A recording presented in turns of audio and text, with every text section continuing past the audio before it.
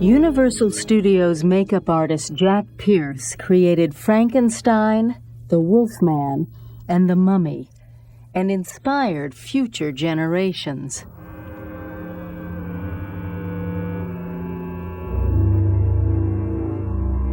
One of the youngest artists influenced by these pictures was Rob Bottin, who won an Academy Award for his work on Total Recall. Actually, I was a big fan of monster movies since I was 7, and I always wondered who were these guys that made these creatures. So I actually started reading comic books and going to the library and trying to look up the history of makeup. So actually in one comic book I found out that there were a couple of guys that were still alive, one of which was Dick Smith, who did The Exorcist. And I was a really big fan of his, you know.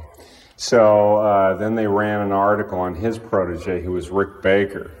And, you know, I sent Rick a picture that I had drawn when I was a kid and in exchange for his autograph. And Rick saw this picture and he said, "I don't believe that a 14-year-old kid can draw like this." So he had me brought out to his studio in North Hollywood and he asked me if I wanted to work for him. Every monster that I make is totally different. I really just like to imagine things. You know, I'm a big daydreamer. It's rare that you'll actually see me. You know, people always say, "God, you know, it's great what you do for a living. You know, you just sit there and you think." You know, like, and that's what I do. You know, I just sit there and like I start daydreaming and thinking this stuff. And much like a writer, you know, would write, you know, you face the blank page. I sit and I think, well, let's see, what's this going to be like and why, you know.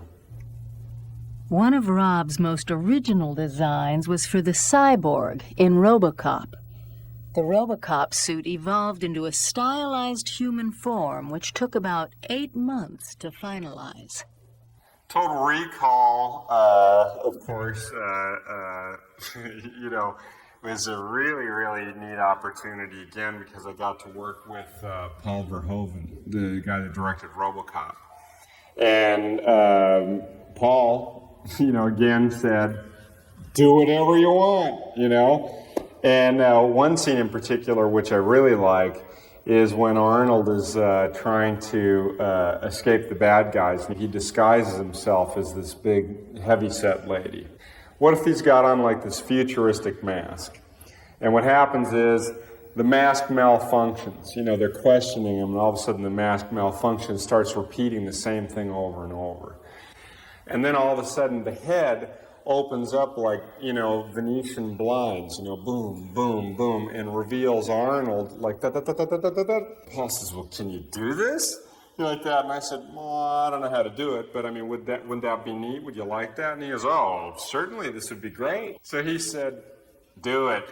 So that's in the movie. And then, you know, that movie was the first time I won an Academy Award for my special effects.